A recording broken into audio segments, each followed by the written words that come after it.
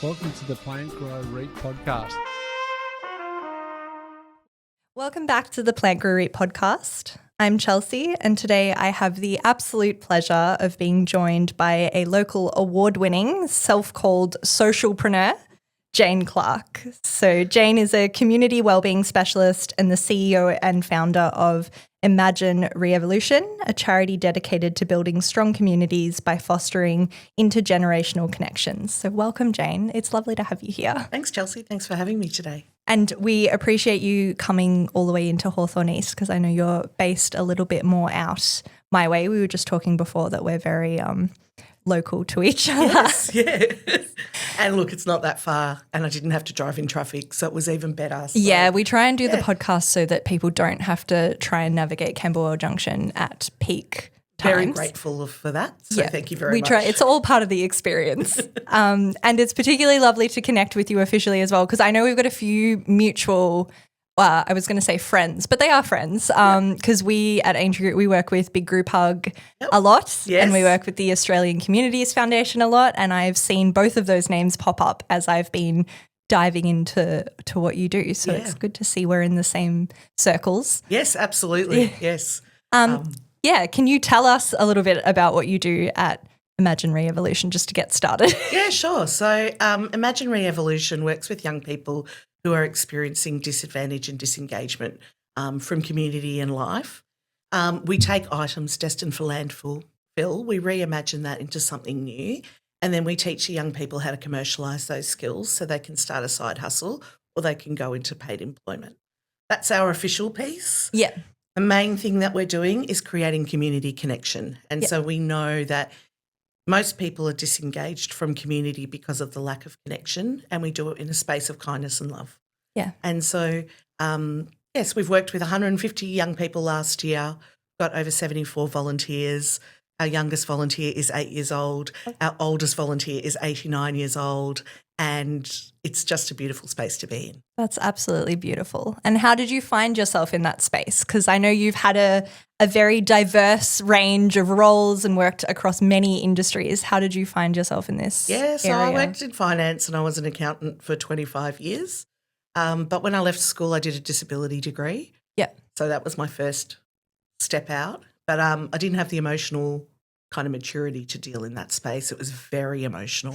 Yeah. And I'm a massive empath. So when dealing in that space, I was like, okay, I'll go to something really related, and ended up doing accounting and did that for 25 years in different industries. Yeah. Which is fine and it's great, but it wasn't filling my cup. And so when I had my daughter, and then I thought, well, what else can I do? Like, what else? I want to be there for her, and I wanted to be a bit of a mum. Yeah. And so I started looking around the not-for-profit space, and I've always been a people-focused person, and I've always been the person that puts people first. Yeah. And that helped me in my career as well, in the people management and project management kind of side of things. But I wanted to give back and be able to give back. So I started working in shops like Vinnie's. Yeah. And then I did 5 years at Big Group Hug and learnt a lot there. And it was at Big Group Hug that I noticed the same names coming through. Yeah. And I felt this need and this pull to try and disrupt that cycle and those cycles. So what they do is amazing, and I love that material aid space. Yeah. I had a need and a pull to actually need to then help people or provide opportunities for people to break those cycles. And by doing that is through connection and through collaboration. And so I started Imagine. Yeah. And we've been going since May 2022, and it started in my garage and in parks where we just held a craft afternoon, and it's now got 2 programs a day, every day except Saturdays. So that's incredible. That's a huge amount of growth in a very small space of time. Yes, it is. Which I guess speaks to there was obviously a need for that. Yeah, and there's sometimes that people don't turn up, and that's okay because we are dealing in a mental wellbeing and a mental health kind of space. Yeah. But if they can turn up and just be, then that's the most important thing. Yeah, and they're just having somewhere to go that has no pressure, there's no attendance or anything like that. Sometimes that makes the biggest difference. Yeah, and the first thing we say when young people walk into the space is, this is not school. No. And so that let's remove expectation, because the thing that lets us down all the time is expectation. So let's just remove that expectation and see where we land. Yeah, yeah. And was working at Big Group Hug sort of that first insight for you into those cycles of poverty? Had you sort of seen it before and gone, oh, I'm really interested in that, and that's how you ended up at Big Group Hug? Yeah, and, like my parents were migrants that came to the country and they worked really, really hard, and we didn't really suffer at all for anything, and we grew up quite privileged in that sense. But they worked really, really hard for things and it taught me that value of work as well. And, my husband and I have had our own share where we've lived off 2-minute noodles because we've had to make sure that we could pay the mortgage and do those kind of things, but still privileged to have a roof over our head and be able to do that. We did 15 rounds of IVF, and that can be very, very expensive. And so, those kind of things, that financial part, but then just opening my eyes to other things made me very grateful and be able to show gratitude for the things that I do have and the things that I have in an abundance, which is love and connection and kindness all around me. Yeah. And so being able to see and be able to extend that hand to other people is it's quite rewarding. Yeah. And there are things like family violence that I've never experienced, and I'm very grateful. But some of the kids that come in have, and so by showing them compassion, it's really important. And it helps break that cycle. Absolutely. And meeting them where they're at. So every single person, people ask, how do you get 74 volunteers? And apart from locking the doors and saying you're not allowed to leave until you sign up, the piece around just meeting them where they're at so people can do what they can with what they've got. Yeah. And we do that ourselves. So we don't receive much funding at all, little or none. We pay our rent by selling sausages at Bunnings and fundraisers. But that's okay. We're all volunteers and we all do what we can. But that doesn't matter. We know that things will come when they're supposed to happen, and everything will happen when it's supposed to happen. And it's not for the want of trying. I've written 107 grant applications. Yeah. I've got 3. So, but that's okay. It'll just happen when it's meant to happen. Yeah. And that is a huge number. Like I don't think people realise that that's the workload and the payoff that has to go on in the background for things like grants. I think people sort of see the end result and go, oh, well, there's grants available. They don't realise that you are having to apply alongside absolute plethora of other equally deserving organisations, and that makes it really hard. And we're expected to run as charities, we're expected to run as companies, but we don't have the financial means to be able to do that. Yeah. And so that makes it a little more challenging, and you become a bit more creative in what you do. So and everyone that does get the grants are completely deserving of them. It's just highly competitive. Yes, yeah. And do you have an example of some of that creativity that you've talked about in terms of manoeuvring around lack of funds? Some fool here works a lot of hours for free. Yeah, I imagine that's the case.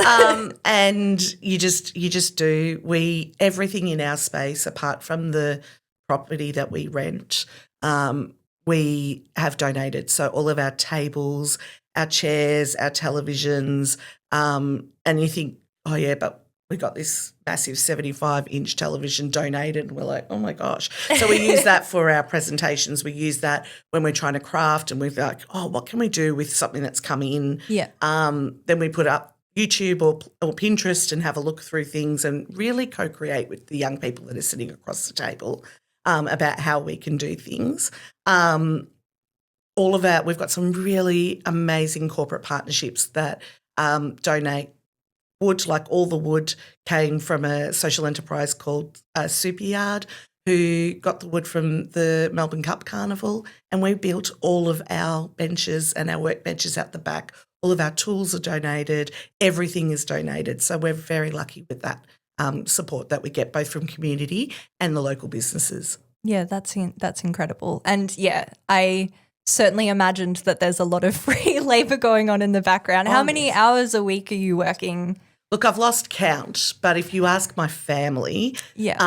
I just live, eat, breathe, Imagine. So if I'm not working at Imagine, I'm thinking about Imagine. Yeah. And if I'm not thinking about Imagine, I'm talking about Imagine. Yeah. So it's about an 80-hour week, but Yeah. that's okay. Yeah.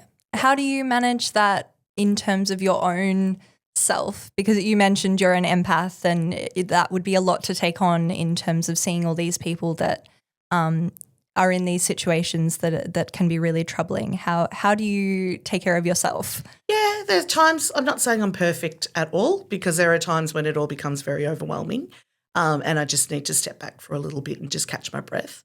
It helps that it's passion, and so passion drives what I'm doing all the time. Yeah.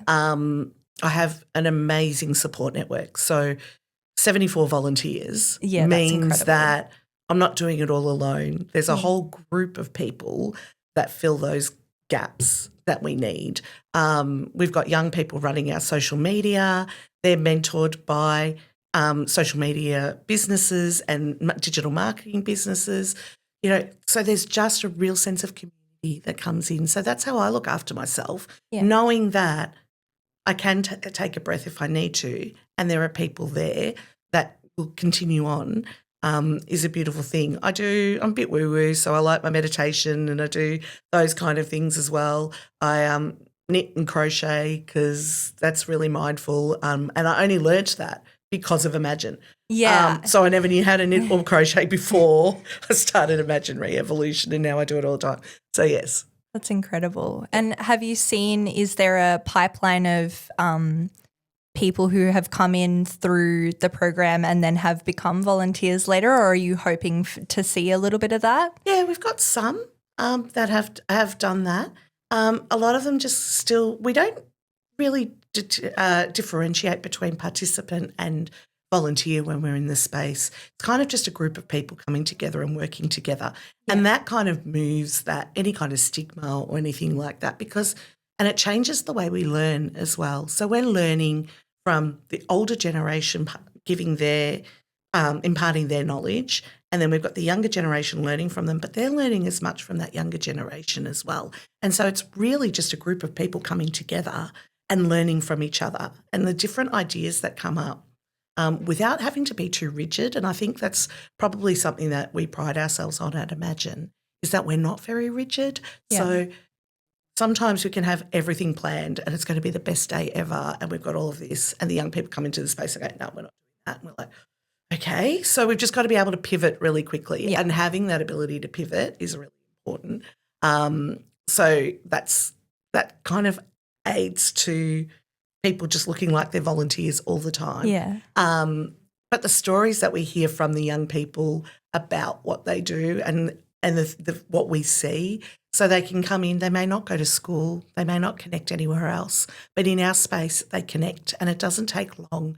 It only takes 2 or 3 visits and we find that connection, and we use humour and joy, but also because we're doing these tasks, whether it's sanding or pulling pallets apart or making something out of old toilet rolls or something like that, it gets people out of their heads a little bit. And so the crafting element and the woodworking element is about the creative process, but getting yourself out of your head, which fosters that connection across the table.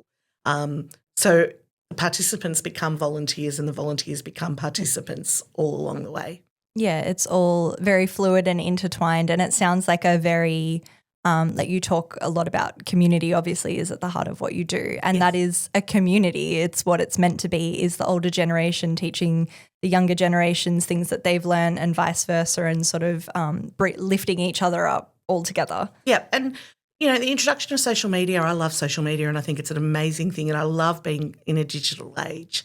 There's also some keyboard warriors, and you get that kind of rhetoric of, the bloody boomers or the bloody kids, and if we can remove that kind of stereotypes and really just get to know each other and just treat each other with a bit of empathy and kindness, it's really important. So that's what we do. Yeah. And there's so much to learn across the generations. We've actually done, not to plug our own, we've done a generational series as part of this podcast where essentially, we spoke to each generation working here in the office. And one of the biggest questions we had was, what have you learnt from the other generations in the office? And every single one of them had, it didn't matter whether it was Gen Z, Boomers, Gen X, Millennials, like they each had something that they've learnt and experienced, and also stereotypes that had been broken down by working with those. And I think that's very important. I think it's amazing, because ultimately we're all people. Yeah. And for a lot of us older people, we've been young, albeit in a different environment, and I get that, challenges are different, but fundamentally it's not that different. Yeah. It's just a long time ago for some of us, like myself. And it's probably the same issues. They're just packaged up slightly differently. Yeah, absolutely, absolutely. And I don't sit here and pretend to understand what the other person's going through across the table, because I never know, because you never know what someone else is going through. But just holding the space and being kind towards that, and just having listening to what's going on around the table, as opposed to assuming, because assuming will always get us in trouble. Yeah. And you must hear some incredible stories as well from everyone involved. And the stories, it's not my place to share the stories, and I always have a thing about sharing other people's stories, and even if they give me permission, and it's probably why we're not so out there with everything, because I'm really protective of people's privacy. Of course. But I'm really proud of what we do as well. And so, our stories of our volunteers that come in that just get their cup filled from being in the space, and the connection amongst the volunteers as well as with the participants that come in. I can tell you, I'm really glad that I have my own office sometimes, because I can go in and just cry and then come back out and go, everything's okay and it's all fine, because it's just really beautiful to watch. Yeah. I think that's lovely that you give yourself that space and time to do that, because it's directly linked to exactly why you do what you do, and the passion and everything behind it. Absolutely. And I've got no problem with crying. I get up and at an event and start crying, because I'll start talking about and because it is a passion, and it is something that is very close to my heart. And that everybody has purpose, right? So being able to see them find their purpose and develop the skills to really explore that purpose is just such a privilege. Yeah, it must be. Yeah, I'm so glad you've already said it, that you are proud of what you do, because you absolutely should be. And I think it's really refreshing to hear someone just be like, I'm absolutely proud of what I do, because you can see it impacting people. And how do you, I know you said you've worked with 150 young people in the community. What are the other ways that you measure what you see as success in what you're doing, either in yourself or is it just how many people, or is it seeing those people? It's the stories around the table. And I'm watching people flourish. It's not so much about the number of people that come in, because a community, you don't look at how many people are part of your community. So, yes, I know it's important from an impact point of view that we need to measure those, but that's not what we do at Imagine. We could have one person come in for that day, and that's a success, because that one person came in and was engaged in the space. And even if they come in and just sit down and do a puzzle on the couches, that's okay, because they got there. And so that's how we measure. We look at how much waste that we're diverting from landfill, because that's something that we're very passionate about as well. And it also helps us continue, because it means that we don't have to pay for a whole lot of things, because we're getting things coming in that we can then reimagine into stuff. And then I just look at how people want to volunteer at our organisation. Companies want to work with us. So we must be doing something right along the way that highlights the power of what we're doing, because people want to come into our space. And that somebody came in one time and just said, Jayne, when you walk into this space, it just feels like a big warm hug. Done. That's it. Okay. There's we your can, success we can story close right the there. doors. We're done now. So that's the piece. Yeah. That's how we measure what we do. Yeah, that's and beautiful. the impact of what we do. And I think as well, I've seen commentary on on social media and everywhere about over time that like having somewhere other than work and home together. That's not, people, yes, go to like cafes and have hobbies and stuff, but so much of it is like a paid, privileged, membership-based situation. You have to pay to be there. It's like an exchange of goods and services as like is the reason for being there, and things like community spaces like libraries and like craft spaces are just or have disappeared. Is that something that you found to be the case? I think when you introduce the element of pay, I think, and people ask me all the time, why are your programs for free? You should be charging for them. I think that just provides a barrier. We're working in a space of disadvantage and disengagement. It just takes that ability to participate away from people that may not have an opportunity to participate. They're already, especially in that disengagement space, a lot of the people we're working with are neurodivergent. Yeah. So it costs a lot of money to have all the other services in helping you just operate in a day-to-day basis. Yeah.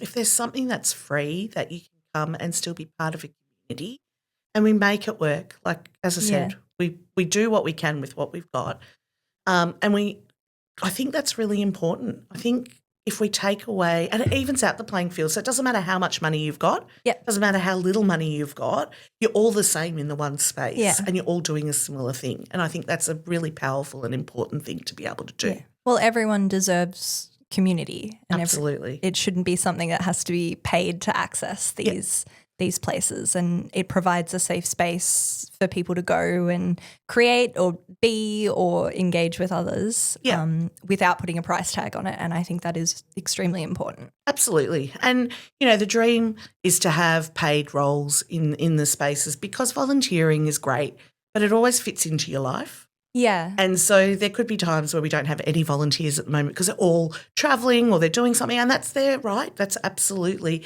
what they should be doing. But some of the key roles need to be paid. And that will come with investment as people hear more about us, see what we do, and it'll also enable growth as well. So we can open other Imaginariums all around the space so that we get little connected communities. And that's the hope, is that we have little that's the goal? Oh, the goal is, so if you ask me, the goal is to have connected communities around the world. Yeah. If you ask my board, can we go slowly, please, Jayne? And we'll just start with Eltham. Okay. So for those who don't know, listening to the podcast, so where are you based at the moment? Yeah, so we're based in Eltham, Victoria. But we service the whole of the northeast region. So people travel from the Dandenong Ranges out to Ivanhoe and kind of around. We get people coming from Vermont coming in.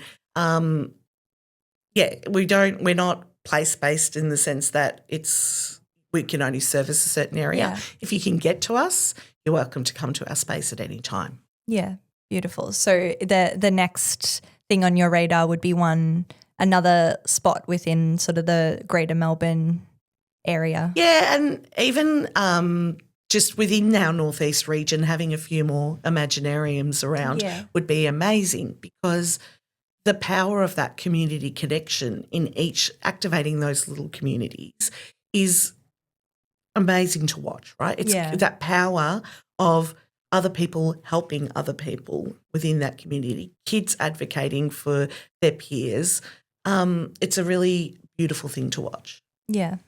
And you talked a lot about how you get a lot of your supplies from, stopping things from going to landfill. Where do you get that from? Is it like a hard rubbish collections, or do you get people to donate directly? So we have a wish list that goes out every Wednesday that we try, and because we're limited on space, we try, and also we don't want to create more waste. Yeah. So we're really conscious of the fact of asking for what we need.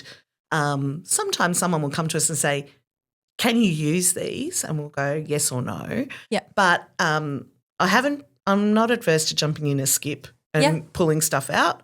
And There's we've often done that. perfectly good things in those skips. Absolutely. And I ask permission before I do it. But you could often find me in a skip pulling things out of the skip because they're perfectly good things. And I realise that there's just no space for them to go. There's nowhere to go. And if we could take more stuff, we would. But we're just so limited on storage that we can't do that. So we take pallets we could take up to 20 at a time. And usually they're pulled apart by the kids within a week and ready to go. And we make picnic tables out of them, and they're really cute little picnic tables. And planters and outdoor wall hangings and coat hangers out of cutlery and wood, like whatever we can imagine we kind of do. Yeah. And in fact, I have to keep myself in check because I'll sit there and go, we could, and they all go, oh, God. Here she goes again. I mean, all the good ideas have to come That's from someone. So can you speak a little bit about, they make all these incredible things. Where do they go? So a lot of it's word of mouth, but we also have partnered with the Banyul Nillumbik Tech School and another social enterprise called the Community Creative Space. They do fabric rehoming and we do all the rest of that kind of stuff. So we've got a market called Revamp and we run that every quarter, and it's a youth entrepreneur and a circular economy market. So we have businesses that come in that have a circular economy ethos and they sell things at the market. And then we have young people. So we've got an 11-year-old that comes in with her business cards, says, follow me on Instagram, and she makes polymer earrings and all of those. We don't have a circular economy or a sustainable piece on the young people. It's just a space that they can come and learn how to have a market stall. But on businesses, we're pretty strict on that it needs to be circular and sustainable because they're already established, but we're trying to give the kids a leg up and be able to do those. Yeah, that's amazing. And do you think that having a market circular economy format, have you seen it really reshape how young people, well, not even just young people, but the people involved in the community are viewing things like waste and sustainability and creativity? Yeah, I think when they come and see what we've actually made, they go, how did you do that? And I'd like to say that they were all of my ideas, but they're definitely not. Our volunteers and the young people, so we kind of give agency to them as well as to what do you want to make? If you had nothing was in your way, what would you like to make? And so, they're coming up with, I want to make a go-kart or I want to do this. We're like, sure, we'll see how we could do that. That attitude from what we've got is now going out into the community because they're like, wow, I didn't know that you could do that. And, rather than throwing it out, I'll give it to you. Yeah. And then we'll go through things that come through and go, look, we can't use it, so we'll give it to an op shop or we'll give it to another community group. So it's always making sure that it stays in circulation before it goes into landfill, and other people are starting to think like that as well. Yeah, that's excellent. And that's getting that word out beyond your own smaller community at Imagine, and out into the wider community as well, the people that come to the market. Yeah, absolutely. And that's probably what we want Imagine to be about as well, is changing attitudes towards a whole range of stigma that exist.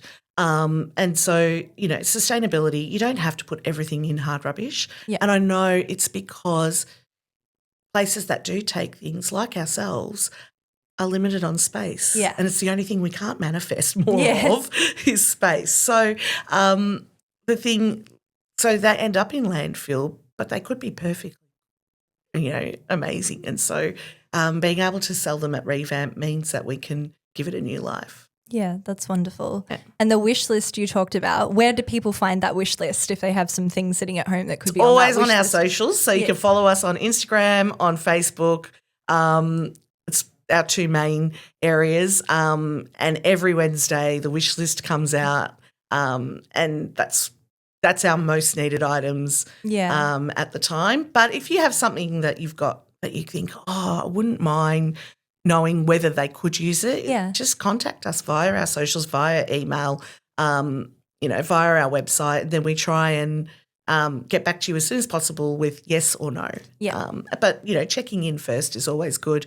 Don't just leave it out the back because we've got to kind of pay for that, and that goes for all charities, all charities that take donations. If they're not up to the standards that you need to be able to move on, and we're lucky we can take a lot more than other charities, it's a cost. Yeah. It's a cost to have to move that stuff on again, and so you want to try and avoid that. So as well-meaning as it can be at times, it's just sometimes thinking about, well, if they don't need it, I know it's great that it's not in your boot anymore because that's mainly where most things are kept, or it's not in your garage anymore, but it just means that who knows where it ends up, and then it's at the cost of that charity.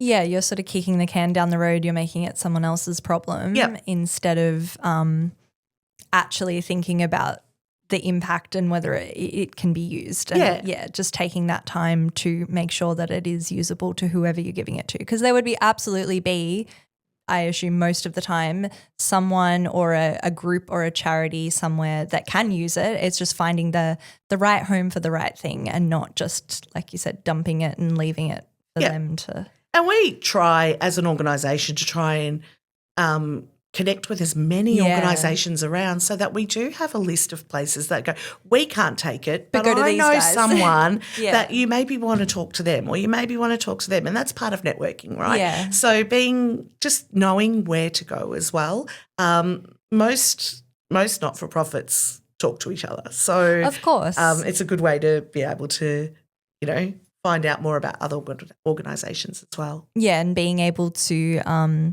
from all of the available donations, finding the right home for the right donation and getting it to the right spot. Yeah, absolutely. Yeah. You've said a lot in this chat about particularly the words connection and love and kindness. And I have heard you describe particularly love and connection as what you've called the antidote. Can you share a bit about that with us in terms of what is it the antidote to? And why is it such an effective antidote? We live in a world at the moment that's the talk, everything you see is really negative. Yeah. It's really about people hating other people, not liking them for what they look like, who they love, all of those kind of things. It's really sad that we're getting to a point like that as a society. And I think holding the space and just showing people love, kindness, and that connection to people. So sitting down, having a conversation with someone and understanding where they're coming from as well, as much as it's okay to have differing viewpoints. We all have them. I think it's what makes us who we are is our own viewpoints, but it doesn't mean that everybody has to think exactly the same. If we all did, that would be so boring. Yes. And so I think having community connection and, that with love, kindness and empathy, then that is really the antidote to a lot of the things that we are experiencing as a society at the moment. And that's not everyone. You see, so many people are kind and generous. And I think it's just because we hear it in the news and we see it on social media, and you see that negative side more so than you do any of the positive things.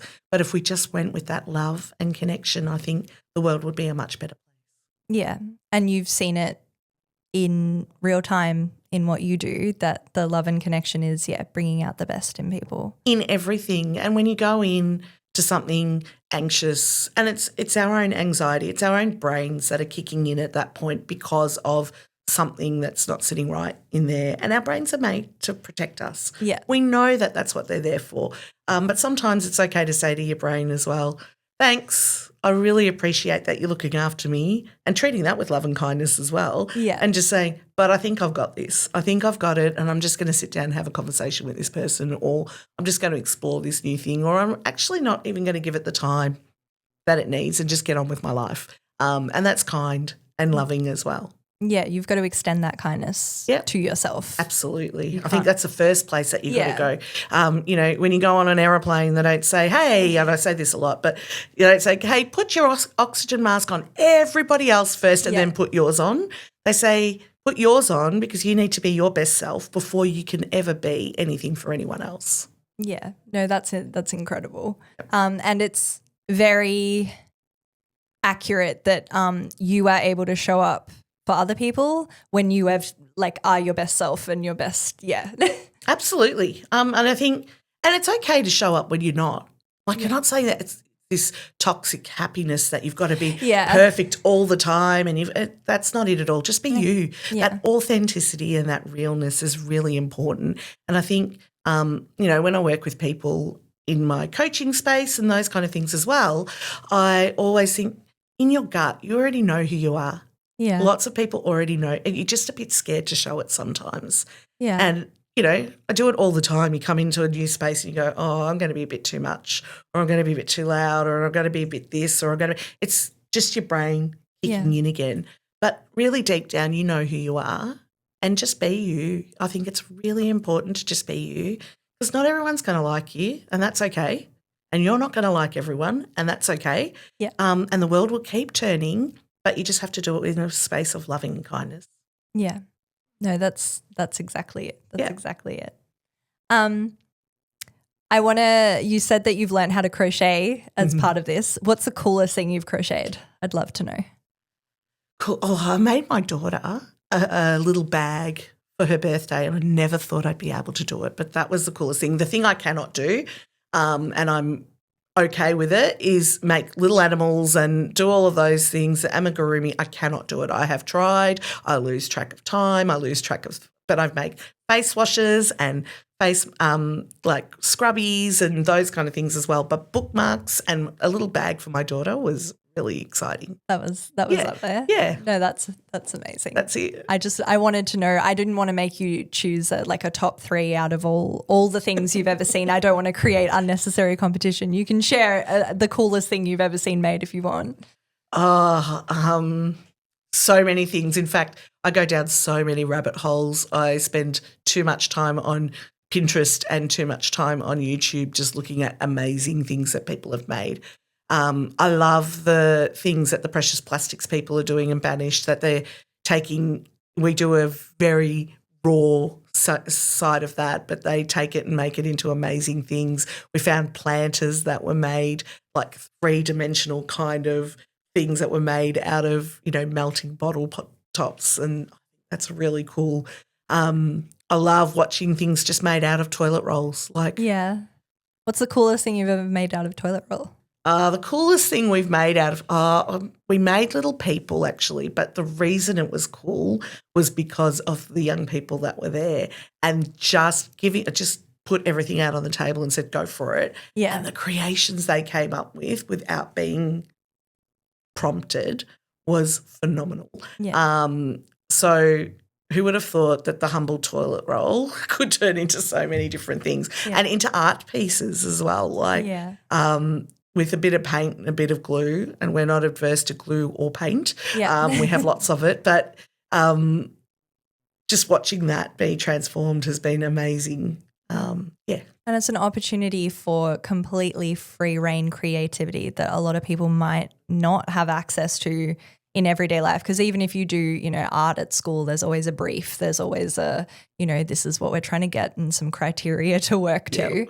Having that complete freedom of creativity would really foster that and nurture some very awesome ideas. Yeah, and it also just taps into this whole new side of the brain, right? Yeah. So the spaces that we don't often use because of those expectations that you were just talking about. You've got a brief and you've got to stick to it, and, even if you are creative and you work in a creative space, it doesn't necessarily mean that you get that free reign of creativity. And when you do, the things that you can tap into are phenomenal. I've always said that I'm not creative, but I've just learnt so much about myself during this for 3 years that we've had Imagine as well, on exploring different areas of creativity and being exposed to different things. It's been phenomenal. Still can't draw. That's fine. And that's okay. There are different forms of creativity. I would say everything you've shared with us today about Imagine speaks to you being extremely creative. Yeah, absolutely. And you could do an escape room. That's creativity, right? You could play charades. You could do like there's just so many different things that you can do that are creative, but not in the true sense of art. Yeah.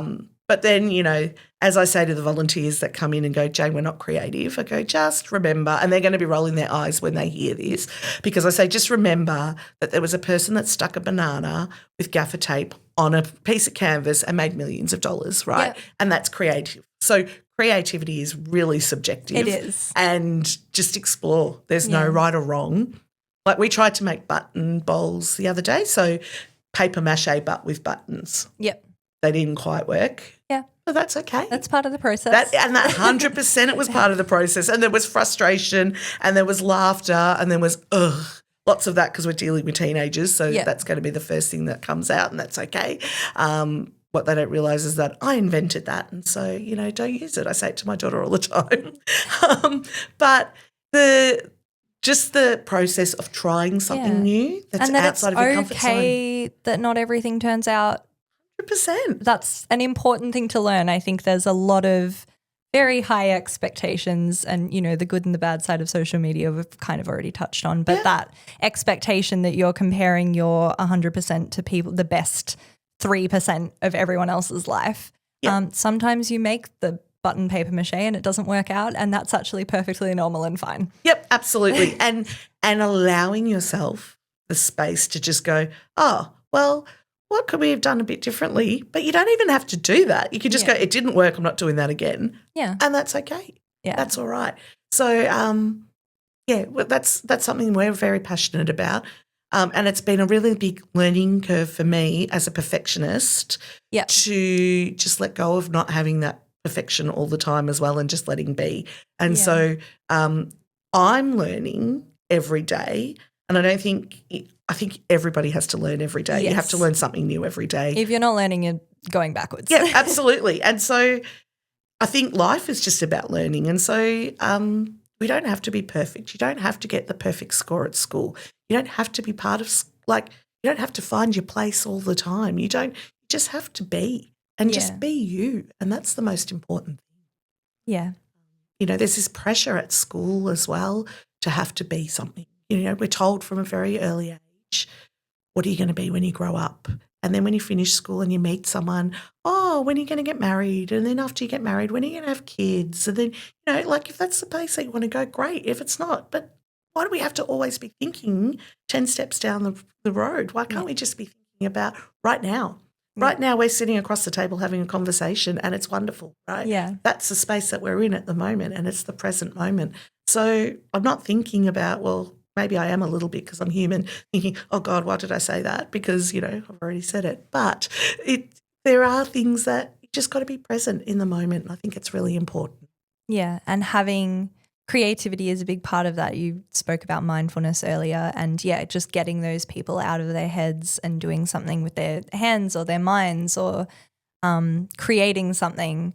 I think there is a huge amount of expectation, like you said, about, all right, well, what's the next milestone we're working towards, and what's this and what's this and what's the next thing, and giving someone a space where they can just be and showing them that they, you are still absolutely worth something as a person, regardless of whether you are sitting there just being or whether you're striving for the next milestone. It's not correlated to people's self-worth. Absolutely. And, in business and in corporates, we're kind of like that all the time. What's the next milestone?